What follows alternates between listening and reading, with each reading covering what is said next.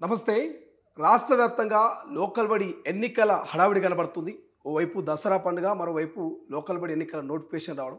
అభ్యర్థులు, ఆశావాహులంతా కూడా ఓటర్లను వశపరుచుకునే ప్రయత్నాలు చేస్తూ ఉన్నారు.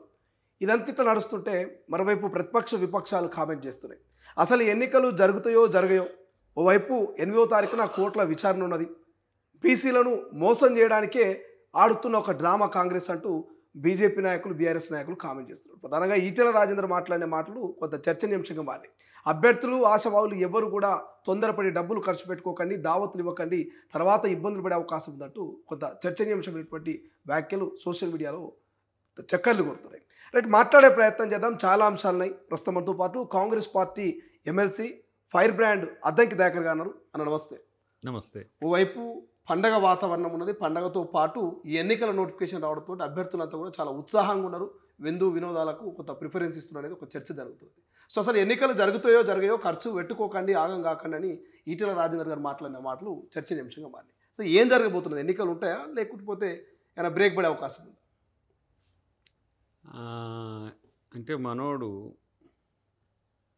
ఏం బాధపడకనండి, మీకు కలిసినాయి చెప్పండి, బాధపడకను. ఎన్నికలు జరుగుతాయని చెప్పండి. ఎట్లా జరుగుతాయి? ఎట్లా జరగవని ఆయన అడుగు, ఎందుకు జరగవని ఆయన అడుగు. కోర్టులో కేసు నడుస్తున్నది. మహారాష్ట్రలో గతంలో అంటే ఎన్నికలు రద్దయిన సందర్భాలను కూడా ఆయన ఎగ్జాంపుల్ చెప్తా ఉన్నారు. ఇప్పుడు మనోడైతే బీజేపీలోనే ఉన్నాడు కదా. ఎందుకు ఈ మాట అంటున్నంటే, బీజేపీ బీసీలకు ద్రోహం చేయాలనుకుంటుంది కాబట్టి ఆ శంఖతో అని ఉంటాడు మనోడు. ఎందుకంటే ఒకటి, రాష్ట్రపతి దగ్గర ముందు చేసిన బిల్లు ఉంది, దాన్ని క్లియర్ చేయింది బీజేపీ ప్రభుత్వమే. రెండవది, ఇక్కడ రెండోసారి బిల్ మనం గవర్నర్కి ఇచ్చినాం. ఒక బిల్లును రాజ్యాంగబద్ధంగా ఒకసారి తిప్పి పంపే హక్కు మాత్రమే, తిప్పి పంపే బాధ్యత మాత్రమే గవర్నర్కి ఉంటుంది. ఓకే. రెండోసారి సచ్చినట్టు ఇంకా చెప్పాలంటే చేయాల్సిందే. అది శాసనం కదా, శాసన మండలి దాన్ని తీర్మానించింది, శాసనసభలో చర్చ జరిగింది. శాసన మండలిలో ఇదే బీఆర్ఎస్ వాళ్ళు ఆ రోజు ఈ ముగ్గురు పిల్లలది మనోడు మళ్ళీ అడుగుతుండే, ఇది ఎమెండ్ చేయమని అడుగుతూ ఉంటే అసలు ఆ చర్చ, ఆ ముగ్గురు పిల్లలదన్నా ఎమెండ్ చేసి చేద్దామంటే కూడా వీళ్ళు బీఆర్ఎస్ వాళ్ళు మొత్తుకునుడే అనేసరికి అది మొత్తం ఒక్కరోజే నేను శాసన మండలికి పోయిన రోజు అది. ఆ రోజు ముగ్గురు పిల్లలు ఇలా ఎంతమంది ముగ్గురు పిల్లలు ఉన్న వాళ్ళు అవకాశం కోల్పోతున్నారు కొన్ని సంవత్సరాల నుంచి, డికేడ్స్ నుంచి. ఆ అవకాశం వచ్చు, దాన్ని ఎమెండ్ కోరితే విపక్షాలు అడిగితే దాన్ని చైర్మన్ గారు అంగీకరిస్తుండే. అట్లా బీజేపీ కేంద్రంలో మేము గనక ఇప్పుడు రాష్ట్రంలో, ఈ తెలంగాణ రాష్ట్రంలో బీసీలకు 42% రిజర్వేషన్ అనేది ఇస్తే, అన్ని రాష్ట్రాల్లో ఇప్పుడు జనాభా ప్రాతిపదికన రిజర్వేషన్ స్థానిక సంస్థలన్నీ ఇవన్నీ అంటారు. ఓకే. ఈ స్థానిక సంస్థలతోనే ఆగదు ఇది రేపు చట్టసభల్లో కూడా ఇవ్వమని డిమాండ్ వస్తుంది. ఎందుకంటే ఇప్పుడు దేశంలో కూడా బీసీల చైతన్యం బాగా పెరిగింది. తెలంగాణలో ఎట్లా ఉందో రిప్లికా ఉంది. ఇది భరించలేక ఇవాళ బీజేపీ చేస్తున్న దాన్ని మనోడు కనీసం నిలువరించలేక, ఈటెల రాజేందర్ గారో లేకపోతే బండి సంజయ్ గారో, ఎందుకంటే బీసీలు కాబట్టి చెప్తున్నా, వాళ్ళు కనీసం మోడీ గారిని కలిసో, ద్రౌపది గారు, కాంగ్రెస్ పార్టీకి సంబంధించిన ముఖ్యమంత్రి రాష్ట్రపతిని కలుస్తా అంటే కూడా రిగార్డింగ్ బీసీ రిజర్వేషన్లు వాళ్ళు సమయం ఇస్తలేరు. ఆమె 6 నెలలు పెట్టుకున్నది, ఫిబ్రవరిలో అయింది అది బిల్. ఇంకెన్ని నెలలు పెట్టుకుంటుంది? ఏదో మనం ఏంది బెల్లం పొట్లమా లేకపోతే మన పుట్నాల పొట్లమా? అది బిల్ కదా, ఇంట్లో దాచుకునేది కాదు కదా. దాని మీద ఏమైనా అభ్యంతరాలు ఉంటే అభ్యంతరాలని మళ్ళీ తిప్పి పంపే అవకాశం ఉంది, చేస్తలేదు. సుప్రీంకోర్టు కూడా దీని మీద ఒక నిర్ణయంతో ఉన్నది. ఏంది ఇప్పుడు ఏమంటారు, ముందస్తుగానే ఒక ఆలోచనతో ఉంది సుప్రీంకోర్టు. దీన్ని ట్యాప్ ఎక్సీడ్ కావాలంటే 42% ఇస్తే కనుక 50% పెరిగితే, నేను తమిళనాడు మోడల్గా తీసుకోవాలన్నా, న్యూ ఒక చేంజ్గా దీన్ని చూడాలన్నా అనేది సుప్రీంకోర్టు ముందున్న సవాలే ఇప్పుడు. ఎందుకంటే ఎంపిరికల్ డేటా ఉంటే, అసలు దీని చరిత్ర ఏంది, 1931లో సెన్సెస్ అయినాయి మనకు. 31 సెన్సెస్ అయినప్పుడు ఓబీసీలే చేయలే. అప్పుడు కాకా కాలేల్కర్ కమిటీ వేసిండ్రు.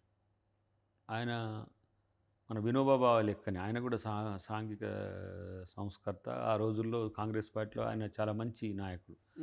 ఆయనను ఎందుకు వేసిండ్రు అని అంటే ఈ బీసీ జనగణనకు సంబంధించి మొడాలిటీస్ అంటే బీసీలు ఎట్లా ఉంటుందంటే ఈ రాష్ట్రంలో బీసీలు ఉంటారు, ఇంకో రాష్ట్రంలో ఎస్సీలు ఉంటారు, ఇంకో రాష్ట్రంలో ఓసీలు ఉంటారు, ఇంకో రాష్ట్రంలో ఇట్లా డిఫరెంట్గా ఉన్నది కదా. బీసీని మనం ప్రామాణికంగా తీసుకోవాలంటే ఏంది, ఎంతమంది బీసీలు ఉండరని చేయమని చెప్తే ఆ రిపోర్టు 41, 51, 61, 71 ఇట్లా వస్తే ఇప్పటిదాకా మధ్యన మండల్ కమిషన్ వచ్చింది. మండల్ కమిషన్ కూడా కమండల్ మూమెంట్ చేసింది కూడా బీజేపీ బీసీలకు వ్యతిరేకమని ఎందుకు చెప్తున్నా అంటే ఏదో ఈ బిల్లును అడ్డుకుంటున్నాను కాదు. మళ్ళా మారిన బీసీని మళ్ళీ ప్రధానమంత్రిని చేసి అంటే ఆయన బనియా ఉపకులంగా ఉన్న అక్కడ ఉండేదాన్ని అఫ్కోర్స్ మన దగ్గర ఈ గాండ్ల ఏంది ఇప్పుడు ఈ తిప్పుతారు కదా వాళ్ళు ఇక్కడ బీసీలే గానుగ తిప్పేటోళ్ళు, కానీ అక్కడ ఓసీలు. ఎందుకు వాళ్ళు బనియాలతోనే వ్యాపారం ఉంటుంది. ఇప్పుడు నూనె తీసి పట్టి ఇస్తారు, అట్లా వాళ్ళ సబ్ కమ్యూనిటీగా ఉన్నది దాన్ని ఓబీసీగా చేసిండు. సరే దాన్ని ఓబీసీ ఇక్కడ ఉన్నారు కాబట్టి అక్కడ కాదు అని అనలేము, కానీ ఆయన మారిన బీసీని బీసీ చేసిండు. కానీ మరి బీసీలను మారిస్తానికి మాత్రం ఏం చేస్తలేరు. ఇప్పుడు ఇది ఎక్కడి నుంచి వచ్చింది? రాహుల్ గాంధీ గారు ఒక ఛాలెంజ్ తీసుకున్నాడు. చరిత్రలో మేము ఎస్సీ ఎస్టీలకు చేసినంత మేలు మా పార్టీ ఓబీసీలకు చేయలేకపోయినాం అని ఆయన రిగ్రెట్ స్టేట్మెంట్ కూడా ఇచ్చిండు. ఓపెన్గా ఓబీసీ మీటింగ్లో చెప్పిండు, ఇప్పటి నుంచి నేను బీసీలకు నేను రాజకీయ ప్రాధాన్యం పెరిగే విధంగా నేను కొట్లాడతా. ఇది ఇంకో మీటింగ్లో ఏమన్నాడు, ఇది నా రిజర్వేషన్లు కానీ బీసీల అభ్యున్నతి కానీ నా రాజకీయ లక్ష్యం కాదు, నా జీవిత లక్ష్యం. ఎందుకంటే మేజర్ పాపులేషన్ ఇండియాలో ఓబీసీ ఉంది. ఎట్లా మహిళలు ఎట్లా ఓబీసీ లాగానే మహిళలు కూడా 50% కదా. ఇలాంటి కమ్యూనిటీకి ఇప్పుడు వీళ్ళ అభివృద్ధి కాకపోతే దేశ అభివృద్ధి ఎట్లయితుంది? ఒకవేళ ఆయన భారత్ జోడో యాత్రలో గమనించింది ఏంటంటే ఒక్కో దగ్గర ఈ కులం ఒక తీరుగా ఉన్నది, ఓబీసీలు కులాలకు ఒక తీరుగా ఉన్నాయి, ఒక దగ్గర ఇంకో తీరుగా ఉన్నాయి. రెండవది ప్రతి ప్రాంతంలో కూడా ఒక 5 నుంచి 8 కమ్యూనిటీస్ బీసీలో అడ్వాన్స్ అయి ఉంటాయి. అందరు కాదు, కులాలు అడ్వాన్స్ అయి ఉంటాయి. కానీ కులాల్లో 10%, 15% మంది కూడా డెవలప్మెంట్ అయిన వాళ్ళు ఉండరు మామూలుగా. అయితే కాబట్టి ఓబీసీ సెక్ట్ను పవర్కు దగ్గర చేయాలనేది ఆయన లక్ష్యం. దానికి ఇప్పుడు మన రాష్ట్రం తెలంగాణలో అధికారం వచ్చింది కాబట్టి మన రాష్ట్రం, పక్కన కర్ణాటక ఉంది కాబట్టి కర్ణాటక, మన హిమాచల్ ప్రదేశ్ ఉంది కాబట్టి హిమాచల్ ఏమో వరదలతోని అంత నిరంతరం అది ప్రకృతి విలాపిస్తుంది, ప్రకృతి ప్రకోపం ఉంది కాబట్టి పక్కకు పోయింది. కానీ ఇక్కడ సిద్ధరామయ్య గారు కూడా ఓబీసీ, వారు కూడా చేయలేకపోయిండు. నితీష్ కుమార్ గారు ఓబీసీ, ఆయన కూడా మనలాగా ఎంపిరికల్ డేటా చేయలేకపోయిండు. తర్వాత ఇంకొక స్టేట్ ఏదో ఉంది మనోడు యోగి ఆదిత్యనాథ్ ఏం చేసిండు, పాపులేషన్ ఏబిసిడి చేసిండు. మనం ఎప్పుడో చేసినాం. కానీ ఇక్కడ ఇది ఒక విప్లవం, సామాజిక విప్లవం అవుతుంది. మా రాహుల్ గాంధీ గారు కూడా చెప్పిండ్రు, తను రేవంత్ రెడ్డి గారు రెడ్డి అయినా ఈ బిల్లు విషయంలో ఇంత అడ్వాన్స్ ఉంటాడు, మనం చెప్పంగానే ఇంత ఫాస్ట్గా చేస్తాడని అనుకోలే. ఏదున్నా తన సొంత కమ్యూనిటీ నుంచి వ్యతిరేకత వస్తుందని తెలిసిన, సొంత కమ్యూనిటీ నుంచి కూడా వ్యతిరేకత ఏం కాదు. చాలామంది రెడ్లు బీసీలకు రిజర్వేషన్లు ఇవ్వడాన్ని వ్యతిరేకిస్తలేరు. ఎందుకు?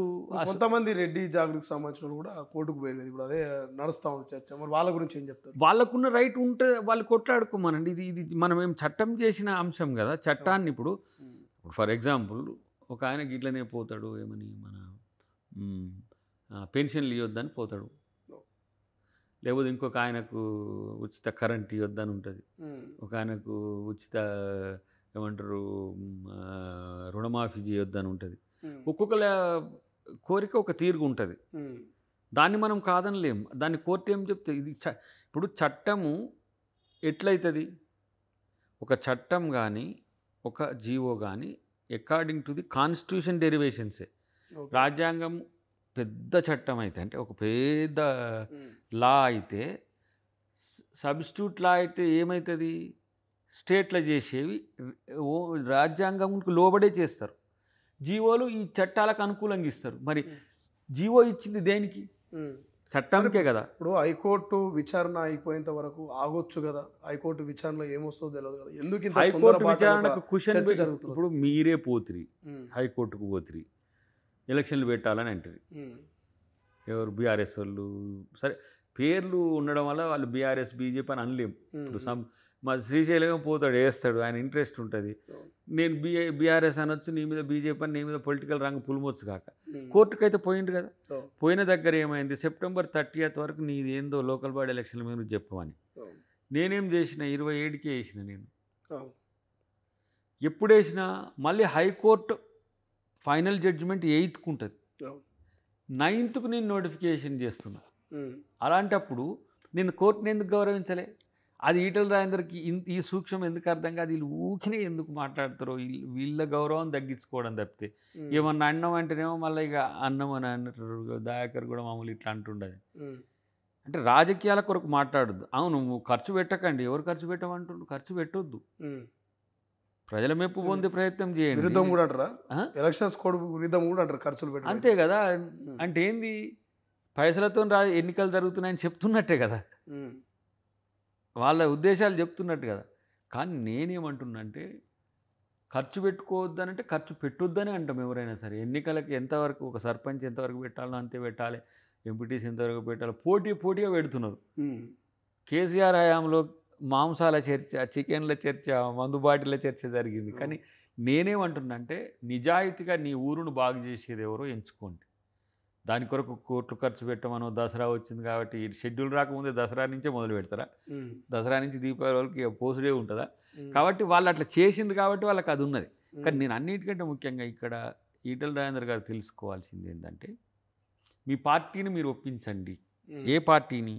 ఉమ్, ఏ పార్టీని? మీ బీజేపీ. కేంద్ర పార్టీని. ఉమ్, ఎందుకంటే రాష్ట్రంలో రామచంద్రరావు గారి వాయిస్ వేరే తీరుగా ఉండని, మీరు శాసనసభలో శాసన మండలిలో మీ పార్టీకి సంబంధించిన నాయకులు అందరూ ఒప్పుకుంటేనే ఆ బిల్లు వచ్చింది. అమెండ్మెంట్స్ కూడా కోరిండ్రు, డిఫర్ అయిండ్రు, ఏకీభవించిండ్రు. ఉమ్, మొత్తానికి బీసీలకు రిజర్వేషన్లు ఇవ్వాలనే దాని దగ్గర మీకైతే భేదాభిప్రాయం లేదు. లేదు. మళ్ళీ ఇదే మాట కొత్త ఆట. ఉమ్, ఎందుకు కావంటుండంటే ఆయన గిందికే కావంటుండే. అంటే నేనేమంటున్నా, 8th జడ్జిమెంటు స్టే వచ్చిన, ఉమ్, సస్పెండ్ చేసిన, స్క్వాష్ చేసిన, మేము అప్పీల్కి పోతాం. ఓకే. ఫైనల్ జడ్జిమెంట్కి అనుకూలంగా ఏదన్నా రాని, సుప్రీంకోర్టు ఏదన్నా అని అట్లా పోతాం. ఉమ్, మరి మాకు అనుకూలంగా వచ్చింది పార్ట్ బి, పార్ట్ ఏ మాకు వ్యతిరేకంగా వచ్చింది, దాని గురించి చెప్తున్నాం. ఎన్నికల నోటిఫికేషన్ ఇస్తాం, అప్పీల్కి వెళ్ళిపోతాం. ఉమ్, తుది తీర్పును అనుసరించానంటే సుప్రీంకోర్టు ఏం చెప్తే అది చేస్తాం. ఉమ్, మహా అయితే ఏమవుతుంది, 1 నెల 2 నెలలు ఎక్స్టెండ్ అవుతుంది. ఉమ్, నేను మళ్ళీ నేను హైకోర్టుకి ఇక్కడ సమాధానం చెప్పాలిగా, నువ్వు తరీకతో లేవు, నువ్వు ఎలక్షన్స్ పెడతలేవు నన్ను అంటుంది అది. 30 డెడ్లైన్. వారిని గౌరవించాలి నేను, ఓకే. హైకోర్టు ఇచ్చిన తీర్పును గౌరవించాలి కాబట్టి 30వ తారీఖులోనే చేస్తున్నా. మీరు అదే కనుక మార్చిలో ఏప్రిల్లో కనుక 42% బిల్లుకు సంబంధించి చేస్తే నేను జూన్ జూలైలోనే పెట్టుకునే అవకాశం ఉంటుండే. ఉమ్, చేయలేదు అంటే చూడు, వాళ్ళు అడ్డుకుంటారు, వాళ్ళు కావంటారు, ఉమ్, వాళ్ళే అడ్డుకుంటారు, వాళ్ళే కావంటారు, వాళ్ళే కోర్టులోకి పోతారు మళ్ళీ ఎలక్షన్లు పెట్టమని. ఉమ్, 16th ఫైనాన్స్ ఫండ్ ఎట్లా, 15th ఫైనాన్స్, ఇవన్నీ ఇంత కమలాసన్ టైపు యాక్షన్లు అవసరమా బీజేపీకి? ఉమ్, ఇక బీఆర్ఎస్ మేమేమో అసలు అడ్డము కాదు నిలువు కాదు మీరు చేసుకోరు అంటాడు. ఉమ్, మళ్ళీ సన్నాయి నొక్కులు, ఈ జీవో ఎట్లా చెల్తుంది? మరి జీవో చెల్లకపోతే ఏం చెల్తుంది? ఉమ్, ఎట్లా ఇవ్వాలి బీసీలకు రిజర్వేషన్లు? నువ్వు నేను కలిసి ఒప్పుకుంటుమి, ఊళ్ళో పెద్ద మనుషులు పంచాయతీ పెట్టుకుంటూ ఒప్పుకుంటాం, బీసీలకు 42% ఇవ్వాల్సిందే అని ముగ్గురం పెద్ద మనుషులు తీర్మానం చేసుకుంటుంది. మరి పెద్ద మనుషులు తీర్మానం చేసుకున్న తర్వాత అది కాదని నువ్వే అంటే ఎట్లా? నువ్వే చోరెవరు? ఇది ఆలోచించాలి తెలంగాణ ప్రజలు. మా కమిట్మెంట్ విషయంలో ఎక్కడ మేము కన్విక్టెడ్గా లేము. ఉమ్, మళ్ళీ కాంగ్రెస్ పార్టీ బీసీ ఓట్ల కోసం, మరి నువ్వెందుకు చేయవు బీసీ ఓట్ల కోసం? ఉమ్, బీసీ ఓట్లు కాంగ్రెస్కే కావాలన్నా, మీరెందుకు వేసుకోవట్లేరు? ఉమ్, ఇలా ఇంకొక ఆయన ఉన్నాడు, దాకరి 75 సంవత్సరాల బీసీలుగా. అరే సామాజిక చైతన్యం వస్తున్నా కొద్దీ మార్పులు వస్తాయి. ఉమ్, ఇప్పుడు వెనుకటి దళితుడు ఉన్నట్టు అద్దంకి దయాకర్ ఉన్నాడా? ఓకే. అంటరానితనం కాదు, అణిచివేత పక్కన పెట్టు, కనీసం మనిషిని మనిషిగా చూడని రోజులు దళితులు అంటే. కానీ దయాకర్ ఆ కాలపు దయాకర్ లెక్క ఉన్నాడా? అట్లనే బీసీలు కూడా అట్లనే ఉంటారా? ఇక మీరు ఎప్పుడు ఏమంటాము, మీరు మీరు పాలితులుగానే ఉండాలి, పాలకులు కావద్దనే స్థితి ఉందా? బీసీలు ఆర్థికంగా ఎదిగిండ్రు, బీసీలు చదువుకున్నారు, బీసీలకు రాజకీయ చైతన్యం వచ్చింది, ఎస్సీ ఎస్టీల కంటే రిజర్వేషన్లు ఉన్నాయి. బీసీలు కొట్టాడాల్సింది ఓపెన్ కేటగిరీలో. ఒక దగ్గర బ్రాహ్మణ అయితే, ఒక దగ్గర చౌదరి అయితే, ఒక దగ్గర రెడ్డి అయితే, ఇంకో దగ్గర ఠాగూర్ అవుతుండు. సామాజికంగా అత్యున్నతమైన వ్యక్తులతో మీరు పోరాడాల్సి వస్తుంది బీసీలు. అలాంటప్పుడు సమాజమే వాళ్ళకు కొంత అవకాశం ఇవ్వాలి మెల్లమెల్లగా. అది సోషల్ కంపల్షన్. నువ్వు నేనంటే కాదది, వస్తుంది. నేను కాదని ముందుకు పోయే పరిస్థితి వస్తే నీ ఓటు వేయడానే నేను ఓటు కోసమే చేస్తున్నాను అనుకో. మరి నీకు ఓటు వద్దా బీసీది? నువ్వెందుకు అడ్డం పెడుతున్నావు అంటే, నేనేం అడ్డం పెడుతున్నా, లుకానాస్ పెట్టి జీవోలు తెస్తే ఎట్లా అంటే, ఎవడైనా చట్టం తెస్తాడు, చట్టానికి జీవో తెస్తాడు. చట్టం తెచ్చిన జీవో తెస్తున్నా, మరి గెజిట్ ఇయ్యమని గవర్నర్ గారిని, లేదు రాష్ట్రపతి గారిని షెడ్యూల్ 9లోనో షెడ్యూల్ 342లోనో ఏడేమెంట్ చేస్తావు. ఏదైనాగో స్టేట్ పాలసీ కింద ఆర్టికల్ 40 లోకల్ రిజర్వేషన్స్ ఇష్యూలో తీసుకునే హక్కు ఉన్నది. ట్రెడిషన్స్, కన్వెన్షన్స్ ఏంది? గవర్నర్ కానీ రాష్ట్రపతి కానీ కస్టోడియన్ ఆఫ్ ది కాన్స్టిట్యూషన్. ఏదైనా ఒక కొత్త మార్పు జరిగేటప్పుడు వాళ్ళ నోటీసులో ఉండి జరగాలి. అది నేను సంతకం పెట్టా అంటున్నా ఆయనకి. నువ్వు అరే మేము చట్టాలు చేసేటోళ్ళు మేము పెట్టినామనంటే నువ్వు పెట్టకపోతే మీకు ఎవరి మీద కొట్లాడాలి? గవర్నర్ గారు అని రిక్వెస్ట్ చేయాలి, రాష్ట్రపతి గారు అని రిక్వెస్ట్ చేయాలి. పోయి మీరు పంచాయతీ పెట్టుకోవాల్సి వస్తుంది. ఇప్పుడు బీజేపీకి సంబంధించిన నాయకులందరూ కూడా ఒక మాట ప్రధానమంత్రి గారు, ఒక మాట హోమ్ మినిస్టరు, అంటే ఇది బిల్స్ అన్నీ వాళ్ళ కంట్రోల్లో ఉంటాయి కాబట్టి వాళ్ళు ఒక లేఖ రాసినా అయిపోతుంది. అది వాళ్ళ ఉద్దేశాలు, వాళ్ళ పార్టీ లక్ష్యాలే బీసీలకు వ్యతిరేకంగా ఉన్నాయి. దీన్ని ఎందుకు ప్రస్తావన చేస్తున్నా అంటే, మండల్ కమిషన్కు వ్యతిరేకంగా కమండల్ మూమెంట్ తెచ్చింది ఎవరు? చరిత్ర చూడండి. రైట్. ఇప్పుడు అభ్యర్థుల ఎంపికల ఎట్లుంటుంది అంటే, గతంలో వేరే ఇప్పుడు వేరే. ఎందుకంటే జెడ్పీటీసీ అయినా ఎంపీటీసీ అభ్యర్థులైనా పార్టీ గుర్తు మీద గెలిచేటోళ్ళు, పార్టీ బీఫామ్ మీద వచ్చేటోళ్ళు వీళ్ళంతా కూడా. సో వీళ్ళని ఎంపిక ఎట్లుంటుంది? నిజమైనటువంటి ఎంపీటీసీ జెడ్పీటీసీ అభ్యర్థులను కాంగ్రెస్ పార్టీకి కష్టపడి జెండా మోసి జైగొట్టిన వాళ్ళని ఎన్నిక చేస్తారా, లేకపోతే పక్క పార్టీ నుంచి వచ్చిన రీసెంట్గా వచ్చి జాయిన్ అయిన ఎంపిక చేసే అవకాశం ఉంటుంది? ఏం చెప్తారు? మిక్స్డ్గానే ఉంటుంది. 60-40నా 80-20నా అనేది పార్టీ ఇప్పటికైతే 2017 కంటే ముందున్న వాళ్ళకి ప్రాధాన్యత ఇవ్వాలని ఉన్నది. అట్లని చెప్పి వచ్చిన వాళ్ళను, ఇప్పుడు వచ్చిన వాళ్ళని పక్కన పెట్టాలని కాదు దాని ఉద్దేశం. ఓకే. రెండవది, 2017 తర్వాత కాంగ్రెస్ పార్టీని వదిలిన వాళ్ళు కూడా కేసీఆర్ వల్ల వదిలిండ్రు. సర్పంచ్, నేను ఇప్పుడు తుంగతుర్తిలో నేను చూసిన కదా, సర్పంచ్లు లేకుండా, జెడ్పీటీసీలు లేకుండా, ఎంపీటీసీలు లేకుండా, ఎంపీపీలు ఉంటే, మార్కెట్ కమిటీ చైర్మన్ ఉంటే వస్తావా, నువ్వు జాయిన్ అవుతావా, లేకపోతే ఏంది నీ కథ? ఇది జరిగింది. కాంగ్రెస్ పార్టీని కొలాప్స్ చేయడానికి నేను అప్పుడే చెప్తుంటే, మీరు పాత మన తొలి వెలుగు కూడా చూడండి, తొలి వెలుగు చూడండి. ఒక పార్టీని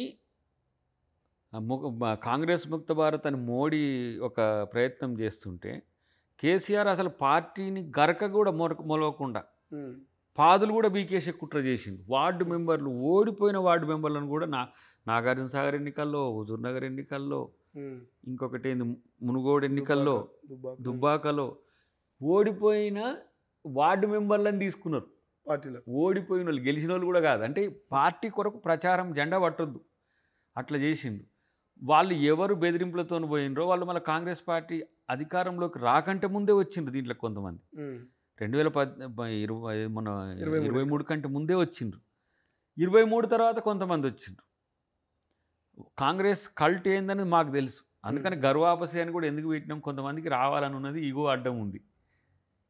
ఏంది, మమ్మల్ని ఎవరు పిలుస్తారు, మేము బీఆర్ఎస్కి పోయినామని పిలుస్తలేరు, మేము బీజేపీకి పోయినామని పిలుస్తలేరు అని ఎందుకు ఆ ఓపెన్ స్టేట్మెంట్ పార్టీ, కేంద్ర పార్టీ ఇప్పించిందంటే, ఎవరైతే ఒత్తిళ్లతోనో తాత్కాలికమైన ఏమంటాము ఆవేశాలతోనో కూడా పార్టీలు మారుతారు.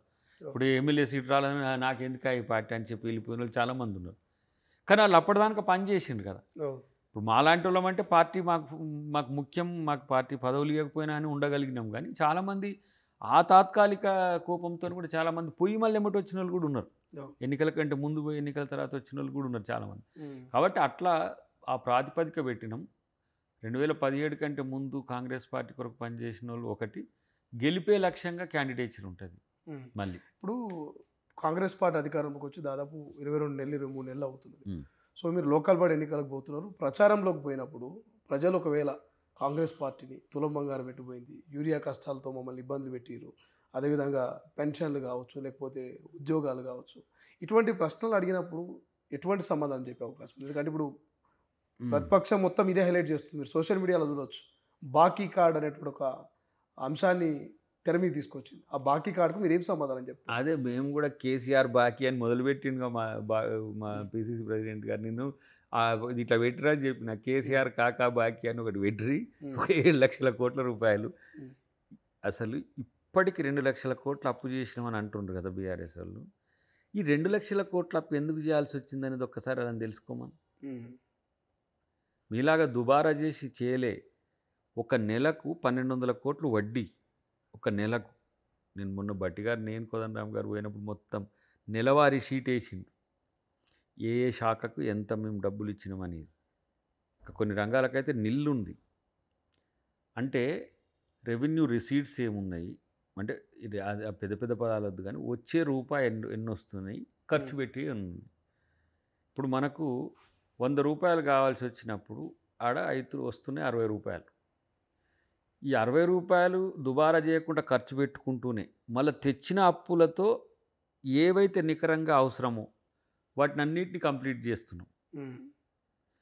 ఈ 6 గ్యారెంటీల్లో కూడా ఇప్పుడు తులం బంగారం, ఇప్పుడు పైసలు లేనప్పుడు తులం బంగారం ఇస్తే మళ్ళీ ఈ ప్రతిపక్షం ఆయన ఏమంటాడు, ఇక చూసినావా మింగ మెతుకు లేదు కానీ మీసాలకు సంపెంగా నూనె అన్నట్టు. మీరు ఇప్పుడు బంగారం ఎవడేమన్నా కాదు, మీరు అధికారంలోకి రాకముందు 70,000 80,000 ఉన్నట్టు బంగారం. మీరు అధికారంలోకి వచ్చినాక ల్యాండ్ రేట్లు తగ్గినాయి కానీ బంగారం రేట్ మాత్రం డబుల్ అయ్యింది.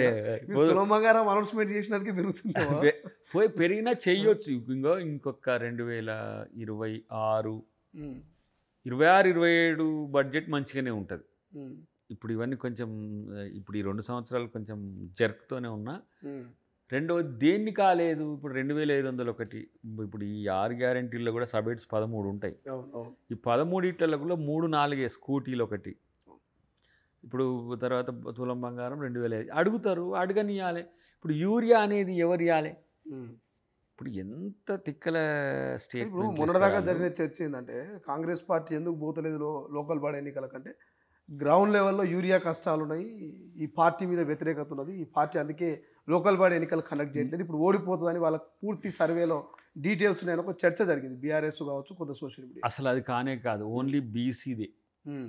బీసీ బిల్ అయితే ఇప్పటికి కూడా బీసీ బిల్తోనే పోతామనే కాన్ఫిడెన్స్ ఉన్నది. ప్రజలు ప్రశ్నలు అడిగినా మీరు సమాధానం చెప్తారు, బీసీ బిల్లుతోనే పోతాం. ప్రజల సమస్యల యూరియా చర్చ. యూరియా ఉత్పత్తి చేసేటోడెవడు, దిగుమతి చేసుకుంటోడెవడు, సరఫరా చేసేటోడెవడు? నీది కంపెనీ, నువ్వే ఉత్పత్తి చేయాలి. నీ కాడ లేకపోతే పక్కన కంచి తెచ్చి ఇచ్చేది కూడా నువ్వే. నేను వినియోగం చేసుకుంటుని, నాకు 9 లక్షల మెట్రిక్ టన్నులు ఇవ్వాలి. ఇప్పుడు ఈ కారుకు మన ఊళ్ళో భాషలో చెప్పాలంటే ఈ కారుకు 9 లక్షల మెట్రిక్ టన్నులు ఇవ్వాలి. నువ్వు ఇచ్చింది ఇప్పటికీ 5 లక్షల మెట్రిక్ టన్నులు. మరి నేను నిన్ను కాదని మరి ఇంకో కంపెనీ పెట్టి తయారు చేసుకోనా? ఇప్పుడు ఇక్కడ రామగుండం ఫర్టిలైజర్ కంపెనీ ఆర్ఎఫ్సి ఉంది, దాన్ని మూసేస్తుంది. ఇంకొకటి ఏదో ఒక దగ్గర ఉన్నది. 2 కంపెనీలు పనిలో లేవు. మీరు ఉత్పత్తి చేసింది తెలంగాణకి ఇస్తలేరు, కాంగ్రెస్ పాలిత రాష్ట్రమనో లేకపోతే మీ ప్రయారిటీ ఏదో మనోడు ఏడ ఉన్నా ఏ బంతిలో ఉన్న ముక్క పెడతారు అన్నట్టుగా మీ పాలిత రాష్ట్రాలకు ఎక్కడ సమస్య లేదు. ఏపీలో కూడా ఉందిగా. ఏపీలో కూడా స్కేర్స్ చాలా తక్కువ, మనకంటే ఎక్కువనే పోయింది అక్కడ యూరియా. ఇప్పుడు మనకి ఇచ్చిన దానికంటే వాళ్ళ జనాభా ఆడ రైతు కంటే కూడా కంపారిటివ్లీ అది కూడా చూసిన నేను. ఇప్పుడు దానికి అసలు కారణం ఏంది? వాళ్ళు చెప్పుకుంటున్నది మేము ఎందుకు దిగుమతి చేసుకోలేకపోయినామంటే రష్యా ఉక్రెయిన్ వార్ వల్ల ఇంకా సముద్రం గిట్ట చైనా నుంచి గిట్ల తిరిగి ఇటు రావాల్సి వచ్చింది కాబట్టి 2 నెలలు లేట్ అయిందని. 2 నెలలకు నువ్వేం చేయాల్సి ఉండే? రోజువారీ అవసరాల దృష్ట్యా ఎంత వస్తుందో అంత ఇవ్వాల్సి అంటే ఉండే. ఒక రోజుకు 10,000 మెట్రిక్ టన్నులు అవసరం ఉంటే 10,000 మెట్రిక్ టన్నులు అందరికీ ఇవ్వాల్సి ఉంటుంది. ఒకరికేమో 20 లక్షల మెట్రిక్ టన్నులు ఇచ్చి, ఒకరికేమో 5 లక్షల మెట్రిక్ టన్నులు. ఉత్తరప్రదేశ్కి 8 లక్షల మెట్రిక్ టన్నులు ఇచ్చిరో చూడండి. సరే అది పెద్ద స్టేట్, అది పక్కన పెట్టి ఛత్తీస్గఢ్, మధ్యప్రదేశ్, ఇక్కడ ప్యాడీ ఎక్కువ ఉంటుంది. దీంట్లో ఒక ఎకడమిక్ ఇష్యూ ఉన్నది కూడా. మనోళ్ళు ఏంటంటే ముందుకు కూడా ప్రొక్యూర్ చేసుకుంటారు. 4 బస్తాలు తెచ్చి పెట్టుకుంటే మళ్ళీ కలుపుకు కూడా సరిపోద్దని. ఇంకోటి అసలు పెస్టిసైడ్ వాడకం వద్దని శాస్త్రవేత్తలు చెప్తున్నా, అది ఇప్పుడు మనం వినే పరిస్థితుల్లో లేము. మనకు కావాల్సిన దిగుబడి. ఈ ఎకరానికి 4 పుట్లు వస్తున్నాయా లేవా ఇదే లెక్క. మరి ఆ తినే తిండిలో ఓన్లీ యూరియా లేకపోతే డిఏపీలే ఉన్నాయా, ఏమైనా ఆర్గానిక్ ఉందా అంటే ఇంకా ఆ చైతన్యం రాలే, రేపు వస్తుంది. కానీ ఇప్పుడు నన్ను ఎందుకు నిందిస్తున్నారు వాళ్ళు? కేసీఆర్ అప్పుడు వచ్చింది, రేవంత్ రెడ్డి అప్పుడు రాలేదు అని అంటారు. మరి కేసీఆర్ అప్పుడు ఈ యుద్ధాలు జరగలే, ఈ కేంద్రం పంపకుండా ఉండలే. ఇప్పుడు అందరికి సోషల్ మీడియా ట్రోల్స్కి ఇప్పుడు వాళ్ళకు టీం ఉంది కదా, ఇక దళికి ఊళ్ళలో ప్రచారం కరెక్టే. నేను అనుకుంటా మొత్తం 12,000 గ్రామాల్లో ఒక 2,000 లేకపోతే 1,800 గ్రామాల్లో కొన్ని ప్రాంతాల్లో ఇబ్బందులు ఎదురైనాయి. అంతటా అట్నే లేదు కదా. ఏడ స్కేర్సిటీ వచ్చిందనగానే కలెక్టర్లు చెప్పగానే అక్కడికి డంప్ చేసేది వారు, ఎవరు తుమ్మల గారు. ఎక్కడ ఉంటే ఇప్పుడు ఈ గోడౌన్లలో ఉందనుకో, ఇప్పుడు సపోజ్ నల్గొండలో ఉందనుకో, సరే సూర్యాపేటలో ఉంది, ఖమ్మం ఏ ప్రాంతంలో ఉంటే అక్కడికి పంపిరు, మళ్ళీ మనం వచ్చినాక వాళ్ళకి ఈ జిల్లాకి ఇద్దామని అట్లా అడ్జస్ట్మెంట్స్ కూడా జరిగినాయి. కానీ అది కేంద్రాన్ని అడిగేది, కేంద్రాన్ని అడగాల్సింది పోయి మళ్ళీ ఇప్పుడు వీళ్ళు మొత్తం పోటుగాళ్ళంతా మాట్లాడతారు కదా, పోయి మాకెందుకు ఇయ్యారు సార్ అని అడిగి మోడీని అడిగేది తెలియదు, లేకపోతే వాళ్ళ అగ్రికల్చర్ మినిస్టర్ని అడిగేది తెలియదు. ఈడ వచ్చి రాజకీయాల కొరకు మాట్లాడతారు. కేంద్రంలో ఎవడున్నాడు? బీజేపీ వాళ్ళు కాకుండా ఇప్పుడు వీళ్ళు ఉన్నారు. నేను ఓటు వేయాలంటే నువ్వు యూరియా వేయాలంటారు ఈయన, ఎవరు కేటీఆర్. ఫస్ట్ నువ్వు కేంద్రం మీద కొట్లాడాలి కదా, యూరియా ఎందుకు తెలంగాణ ఇస్తలేదని. మేము కొట్లాడినట్టే, నీకు నిజంగా తెలంగాణ రైతుల మీద ప్రేమ ఉంటే మేమేమో కొట్లాడతాము, మీరేమో సగవలకు కూడా కూర్చుంటారు, మీరు ఒకటై ఉంటారు బీజేపీ బీఆర్ఎస్, మళ్ళీ యూరియా ఇస్తలేరని. అందుకనే ముఖ్యమంత్రి గారికి కూడా మొన్న ఎప్పుడు అన్నట్టు మన వాళ్ళు చెప్తున్నారు, మనం ఆర్ఎఫ్సీని రిడ్రెస్ చేసుకోవడం కాదు, మనం కూడా యూరియా ఉత్పత్తిని మొదలు, అదేం పెద్ద టెక్నాలజీ కాదు కదా. లేకపోతే 2-3 కంపెనీలు మాకు ఇవ్వండి. మా సౌత్కి ఎక్కువ యూరియా కానీ డిఏపీలు కానీ అవసరం. ఎందుకంటే నీటి వసతి తక్కువ ఉన్న ప్రాంతాల్లో ఈ పెస్టిసైడ్స్ ఎక్కువ వినియోగం ఉంటుంది. నిరంతరం నీళ్ళుండే వాటిల్లో ఎక్కువ ఆరుతడి పంటలు వేసుకుని, ఇప్పుడు ఉత్తరప్రదేశ్లో అందరూ పొలం ఏం చేయరు కదా, పంజాబ్ లాంటి రాష్ట్రాల్లో ఉత్తరాదిని ఎక్కువ డిమాండ్ ఉంటుంది. కానీ ఇక్కడ 2 తెలుగు రాష్ట్రాలు మొత్తం వరి మీదనే ఆధారపడి ఉంటాయి. అవసరం ఎక్కువ ఉంటుంది కాబట్టి ఫస్ట్ ఈ స్టేట్స్కి ఎక్కువ అవసరం ఉంటుందని చెప్పి వాళ్ళు పంపించాలిగా. ఏమున్నది అక్కడ చంద్రబాబు ప్రభుత్వం, ఈడ ఉన్నది రేవంత్ రెడ్డి ప్రభుత్వం, మనం ఎందుకు చేయాలన్నట్టు. వాళ్ళ కూటమి ప్రభుత్వం అయినా కూడా అక్కడ కూడా కాలకూట విషయమే నింపిరు వాళ్ళకి అర్థం కాలే ఇంకా. కాకపోతే కొంత మెరుగైన సరఫరా ఉంది. ఈడ ఉన్నంత కొట్లాట ఆడెందుకు లేదు. కాంగ్రెస్ దగ్గర కష్టాలు తీయడమే బీజేపీ చేసే పని, అది బీజేపీతోనే వస్తాయి. మళ్ళీ ఇక్కడ ఉన్న బీజేపీ నాయకులు మళ్ళీ సన్నాయకు నొక్కులు నొక్కుతూ ఉంటారు. రైట్. ఇప్పుడు దాంతోపాటు పార్టీ ఫిరాయింపుకు సంబంధించిన అంశం విచారణ జరుగుతూ ఉంది. సో దాని మీద మాట్లాడతారా? దాని మీద ఎందుకు ఏం నష్టమే ఉంది. ఇప్పుడు స్పీకర్ గారు దాని మీద హైకోర్టు సుప్రీంకోర్టు గైడెన్స్ చెప్పినట్టు చేస్తున్నాడు. వాళ్ళు తీర్పు వాళ్ళకి అధికారం హక్కు ఉంది అని అనుకుంటే వాళ్ళు చెప్పినట్టు చేస్తారు. స్పీకర్కి ఆ నిర్ణయం వదిలేస్తే స్పీకర్ తీసుకునే నిర్ణయానికి మేము కట్టుబడి ఉంటాం. ఇది మాకు కూడా మంచిదే కదా. మేము నష్టపోయింది కాంగ్రెస్ పార్టీ కంటే ఎవరు ఎక్కువ కాదు కదా. 10 రాష్ట్రాల్లో అధికారం కోల్పోయినాం మేము. ఇలా కాంగ్రెస్ ముక్త భారతాన్ని మోడీ చేసింది ఏంది? ఉత్తరాఖండ్ నుంచి మొదలు పెట్టిండు, హరీష్ రావత్ నుంచి నాకు గుర్తు అప్పుడు, ఎందుకంటే ఎన్నికల సందర్భంలో అటు తిరిగినాం కాబట్టి. ఉన్న ప్రభుత్వాన్ని కూలగొట్టిండు ఆడ ఒక 10-12 మంది ఎమ్మెల్యేలు తీసుకొని. ముంబై అట్నే, అంటే మహారాష్ట్ర అట్నే కూలగొట్టే, కర్ణాటక అట్నే కూలగొట్టే, కొత్త ఎత్తుగడ. వాళ్ళు ఏం చేస్తారు ఎక్కడికైనా, మేము వాళ్ళు ప్రభుత్వాన్ని కూలగొట్టాలంటే ఏంటంటే 11 సీట్లు రావాలనుకో, 2 సీట్లని ఇలా గుంజుకుంటారు ఇటువైపు. ఓకే, న్యాచురల్గా వాళ్ళకి ఇప్పుడు 2 సీట్లు ఇటు గుంజుకుంటే మనం మైనార్టీలో పడతాం కదా. మేమేడ కూలగొట్టినాం, వాళ్ళు మాకాయ వచ్చిందంటారు. ఇట్లా మహారాష్ట్ర చేసిరి, తర్వాత ఇదేంటి కర్ణాటక చేసిరి, ఉత్తరాఖండ్ చేసిరి, ఇంకేదో రాష్ట్రం మన గోవా, మాకు మెజార్టీ వస్తే వాళ్ళ గవర్నమెంట్ ఏర్పాటు చేసుకుంది. 18 మాకు వస్తాయి. ప్రతిపక్షాలు అంటున్నాయి తెలంగాణలో ప్రజలే కాదు అధికార పార్టీ ఎమ్మెల్యేలు కూడా అసంతృప్తి ఉన్నారు. ఓ ఎమ్మెల్యేనేమో వరల్డ్ బ్యాంకుకు అప్పు కోసం లేఖ రాస్తే, ఇంకొక ఎమ్మెల్యేనేమో ఫ్యాక్టరీనే తగలబెడతా అంటాడు, ఇంకొక ఎమ్మెల్యేనేమో పత్రికల్లో నిత్యం ఏదో ఒక అంశంతో తెర మీదకి వస్తున్నాడు. అధికార పార్టీలో ఎమ్మెల్యేలే అసంతృప్తిగా ఉన్నారు అనేది ఒక చర్చ జరుగుతుంది. అది కాంగ్రెస్. ఎవరికైనా స్వేచ్ఛ ఉంటుంది. ఓకే, అది ఎప్పటి వరకు ఉంటుంది అంటే పార్టీకి నష్టం చేయనంత వరకు ఉంటుంది. వ్యక్తి స్వేచ్ఛ కూడా అంతే. నేను చాలా నా ఇష్టం వచ్చినట్టు మాట్లాడుకోవచ్చు, నీకు సమస్య కానంత వరకు మాట్లాడుకోవచ్చు. నాకు ఇష్టం వచ్చినట్టు మాట్లాడుకోవచ్చు అని శ్రీశైలం ఇష్టం వచ్చినట్టు మాట్లాడితే ఊకుంటావా? నువ్వు డిఫమేషన్ వేస్తావు, లేకపోతే నువ్వు నేను దంతా అంటే నువ్వు దంతా అంటావు, నేను కొడతా అంటే నువ్వు తూకిత్తవ్వలేదు ఆపుకిత్తవ్వలేదు, ఇది సేమ్ ఉంటుంది. కానీ ఇక్కడ ఏంటంటే ఎమ్మెల్యేస్ ఇష్యూస్ను ఓ ఏమంటారు భూతద్దంలో పెట్టి చూపించేది వాళ్ళే. ఓకే. నేనంటున్నా మీ దాంట్లో కనీసం అట్లా ప్రశ్నించే గొంతులు కూడా లేవు. పక్కన పెడదాం. మీ హయాంలో జరిగినప్పుడు ఎమ్మెల్యేలు అనేటోళ్ళైనా మంత్రులు అనేటంటే పప్పెట్ లెక్కనే కేసీఆర్ ఏం చెప్తే అదే. కానీ ఇక్కడ స్వేచ్ఛ ఉంది. ఆ స్వేచ్ఛను వినియోగించుకుంటారు, పరిధి మేరకే ఉంటారు. అది మాకు లేని బాధ మీకెందుకు వచ్చింది అసలు? ఫస్ట్ XYG పేర్లు ఎందుకు మా వాళ్ళు అంటున్నారు, అవి మీకేంది ప్రాబ్లం? మాకు లేదు కదా. ఇప్పుడు మీ ఎమ్మెల్యేలు వచ్చిండ్రు, మీ ఎమ్మెల్యేలు ఎందుకు వచ్చిండ్రో ఫస్ట్ మీరు చూసుకోరు. కాంగ్రెస్ పార్టీకి మీ 10 మంది ఎమ్మెల్యేలు వచ్చిండ్రు, ఎందుకు వచ్చిండ్రు వాళ్ళు మిమ్మల్ని వదిలేసి? వాళ్ళు మళ్ళీ బీఆర్ఎస్ఏ మేము అంటున్నాం వచ్చినట్టు ఆ ఎమ్మెల్యేలేమో అసలు మేము పార్టీలో జాయిన్ కాలే, ఏదో పోయి కలిసినాము అభివృద్ధి. మీతో ఎందుకు రావట్లేరు మరి? మాతోనైతే వస్తుండ్రు కదా. సరే, ప్రభుత్వ కార్యక్రమాల్లో ఎమ్మెల్యేలు పాల్గొంటారు. ఏ పార్టీ ఎమ్మెల్యేని. మీ పార్టీ ఎమ్మెల్యేలు మీ మీటింగ్లకు ఎందుకు రావట్లేరు? ఇప్పుడు టెక్నికల్గా ఎమ్మెల్యే అనేట ఆయన వచ్చి కండువా కప్పుకుంటే కాంగ్రెస్లోకి పోయినట్టు అని అనుకుంటున్నారు కదా. కాంగ్రెస్లో లేవు, మేము బీఆర్ఎస్లోనే ఉన్నామంటారు కదా. మరి పోయి రాదు, వాళ్ళని పోయి అడగరాదు, మళ్ళీ రామ్మని రాదు. ఆయననేమో పండుకుంటాడు, రాడు బయటికి. వీళ్ళకేమో ఏం చేయాలన్న స్ట్రాటజీ తెలియదు. వీళ్ళకి తక్కువ కౌంట్ ఏం లేదు కదా. 39లో 10 పోతే ఇప్పుడు 29 మంది ఉన్నారు కదా. 28 కంటోన్మెంట్ 28 మందితో వీళ్ళు ఏం చేస్తుండ్రు? స్ట్రాటజీ లిస్ట్ ప్రతిపక్షం మీద. ప్రతిపక్ష నాయకుడే లేడు అనుకుంటే ప్రతిపక్ష ఆలోచనే లేదు వాళ్ళకి ఇంకా గవర్నమెంట్లో ఉన్నాం అనుకుంటారు వాళ్ళు. మేమే గవర్నమెంట్లో ఉన్నాం, ప్రతిపక్షంలో ఉండి రేవంత్ రెడ్డి పరిపాలిస్తున్నాం అనుకుంటారు వాళ్ళు ఓడిపోయినామనే మిషన్ నుంచి ఇంకా బయట పడలే వాళ్ళు. మేము ఇంకా గెలిచే ఉన్నాము అట్లా వాళ్ళ మాటలు తీరు చూస్తుంటే కూడా ఆ ఎమ్మెల్యే అట్లా అన్నాడు, ఈ ఎమ్మెల్యే ఇట్లా అన్నాడు, ఆ ఎమ్మెల్యే ఎట్లన్నా మాతోనే ఉన్నాడు. నీ ఎమ్మెల్యే నీతో ఎందుకు లేడో చూసుకో ఫస్ట్. సో మొన్న దయాకర్ గారు అచ్చంపేటలో బీఆర్ఎస్ పార్టీకి సంబంధించి ఒక సభ జరిగింది. అక్కడ కేటీఆర్ ముఖ్యమంత్రి రేవంత్ రెడ్డితో కొన్ని కామెంట్ చేశాడు. నల్లమల్ల పులి కాదు పిల్లి రేవంత్ రెడ్డి అని కామెంట్ చేశాడు. నిజంగా రేవంత్ రెడ్డి పిల్లి అనుకోవాలా పులి అనుకోవాలి? నక్కకేం తెలుస్తుంది పులి గురించి?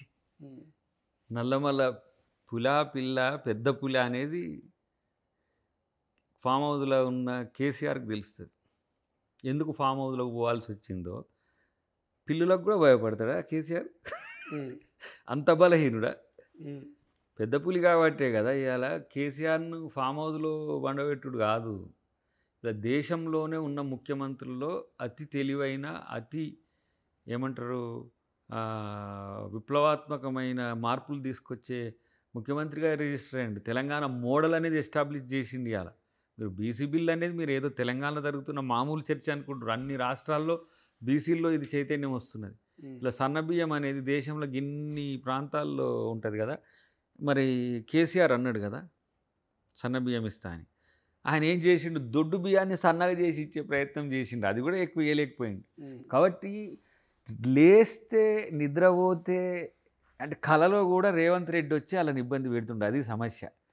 కాబట్టి పెద్ద పులి అంటారు. అయితే అది నక్కలకు పులి పెద్ద పులి గురించి అర్థం కాదు కాబట్టి వాళ్ళు అట్లాంటి స్టేట్మెంట్ ఇస్తారు. అవి పట్టించుకోవాల్సిన అవసరం కూడా ఉండదు. మేమే కేటీఆర్ని విమర్శించే పని మేమే బంద్ చేసినాం. ఎందుకంటే అనవసరంగా మేము విమర్శించి ఏదో ఈయనను పెద్దోని చేసుడు అవుతుంది తప్పితే ఫస్ట్ అసలు మీ దాంట్లో స్టాండర్డ్ ఏముంది? ఇప్పుడు అచ్చంపేటలో మీ నాయకుడు ఓడిపోయిన నాయకుడు కూడా లేడు. ఎందుకు లేడు మీతో? ఇంతకుముందు చెప్పిందే గెలిచిన వాళ్ళు అంటే అమ్మ మాకు కేసీఆర్ బయటికి రాడు, ఈ కేటీఆర్తో తట్టుకోలేము, హరీష్ రావు కవిత వాళ్ళు కొట్టాడుకుంటారంటే వాళ్ళు ఏం చేసిరు ఎరికేనా? కవితనే డిలీట్ చేసిర్రు. వాళ్ళది ఎట్లా ఉందో చూడు. వాళ్ళు బయట వాళ్ళని కాదు సొంత పార్టీ వాళ్ళు కూడా వాళ్ళ వడనోళ్ళని కవితను బయటకు వెళ్ళగొట్టారు. కానీ ఇవాళ ఓడిపోయిన ఇప్పుడు బాలరాజు గారు 2 సార్లు ఎమ్మెల్యే అక్కడ మీతో లాయల్గా ఉన్నాడు, కానీ మీతో ఉండలేకపోయిండు. ఆయన చెప్పిందే బాలరాజు గారు చెప్పిందే గతంలో మేమంతా చెప్పింది. బయటికి వెళ్ళిండు కాబట్టి సోదరుడు చెప్పగలుగుతుండే. ఇప్పుడు బీజేపీలోకి పోయినా సరే కనీసము మనిషిని ఎమ్మెల్యే అంటే మనిషిగా లేకపోతే ఒక నాయకునిగా చూడకుండా మీరు చూసే తీరు వల్ల నేను అందుకనే చెప్తుంటా అప్పుడప్పుడు కేటీఆర్ ఒక్కడు చాలు బీఆర్ఎస్ను పండబెడతానికి ఇంకెవరు అక్కర్లేదని. ఇటువైపు హరీష్ రావు డిగ్రేడ్ అవుతున్నాడు. ఈయన ఈయన ఏదో మొన్న బొమ్మ పెట్ట వరంగల్ బొమ్మ పెట్ట కాంచి. కాబట్టి ఒక తరహా డైలాగ్స్తో ఏదో ఊపు తేవాలనే ఆలోచనతో ఉన్నాడు. ఎవరైతే బీఆర్ఎస్ను గతంలో బాగా టార్గెట్ చేసిరో వాళ్ళ మీద ఏదో ట్రోల్స్ ప్లాన్ చేసి అంతా ఏదో నక్కవేషాలు వేస్తుండ్రు. నేనేమంటున్నా అంటే ప్రజల్ని ప్రేమిస్తే నాయకులు అవుతారు, ప్రజల్ని ద్వేషిస్తే కారు. ఎందుకంటే మీరు అధికారంలో ఉన్న కాలంలో ప్రజల్ని ఎట్లా చూసింటే ఒకసారి మననం చేసుకోరు. ఎక్కడైనా ప్రజల్ని తగ్గించే విధంగానో ప్రజలు మనకు సబార్డినేట్ అనే విధంగా రేవంత్ రెడ్డి గారు ఉంటాడా? రెడ్డి అయినా కూడా ఒక కామన్ ఫ్యామిలీ నుంచి వచ్చిన వ్యక్తి కాబట్టి ఇప్పటికి ముఖ్యమంత్రి రేవంత్ అన్న అనిపిస్తాడు మాకు. అంటే మాలాంటి వాళ్ళకంటే మేము మొదటి నుంచి పరిచయం ఉండబట్టి, కానీ ఇప్పుడు మేము ప్రజలు ఉంటే మాతో కంటే కూడా ప్రజలతో ఎక్కువ మమేకమవుతాడు వాళ్ళు ఎవరైనా సరే. అది ఆ గుణం రావాలి. అందుకనే రేవంత్ రెడ్డి పులే కాదు, ఆయన మహా మనిషిగా ఉండబట్టే ఇంత లెజెండరీ అన్నాడు కేసీఆర్. నేను తెలంగాణ తెచ్చిన నేను ఎన్ని రోజులైనా మా డాడీ మీకు అర్థం కాదంటే గట్లాటోనే ఓడగొట్టినోడు. పుల పెద్ద పుల నువ్వు అన్నట్టు పిల్ల మీరే చూసుకోరు. కాబట్టి ఇవన్నీ కూడా ఎవరో రాసిస్తారు వీళ్ళకి. ఇప్పుడు స్క్రిప్ట్ రైటర్స్ ఉన్నారట ఈ లీడర్లకు. ఆ స్క్రిప్ట్ రైటర్స్ ఇచ్చే దాంట్లో పంచులు ఉండాలన్నట. పంచులు ఉంటే షార్ట్స్ మంచిగా పోతాయట, సోషల్ మీడియాలో మంచిగా పోతాయట అని స్క్రిప్ట్ రైటర్స్ పెట్టుకొని వాళ్ళు కూడా, నేను అందుకనే చెప్పిన 24వ పులి కేసు లెక్క 23వ పులి కేసు లెక్క ఇట్లా చేయకురు. ఎందుకురా నాయన, న్యాచురల్గా ఉండాలి విమర్శ. ఇప్పుడు మీరు అనేసరికి మేము అనాల్సి వస్తుంది. ఇప్పుడు ఇది టిట్ ఫర్ టాట్ లెక్క ఎక్కడికి పోతుంది. ఆ లెక్కకే వస్తే ఇక రేవంత్ రెడ్డి గారిని తట్టుకునే శక్తి ఎవరికి ఉన్నది? కేసీఆర్ గారికే లేకుండే. ఆయన ఎప్పుడైనా ఇప్పుడు కేసీఆర్ గారు మన రేవంత్ అన్న పేరు ఎత్తకపోతే ఎత్తాడు, ఆయన పేరు ఎత్తాడు. ఎత్తకపోతే ఏందో ఎత్తితానికి అంత భయమా, లేకపోతే ఎత్తితే ఆయన ఇంకేమైనా ఇప్పుడు ముఖ్యమంత్రి అయ్యిండు, ఎత్తితే ఇంకా పోతాడు, ఇంకా పైకి పోతాడు ఇంకా. కాబట్టి ఇవన్నీ కూడా వాళ్ళ యొక్క తెలివి తక్కువతనంతో చేసుకుంటున్న వాళ్ళు చేసుకుంటున్న నష్టంగా నేను భావిస్తాను. అన్నిటికంటే ముఖ్యంగా కేటీఆర్ ప్రజలతో ఉండే తరీక నేర్చుకోండి. రైట్.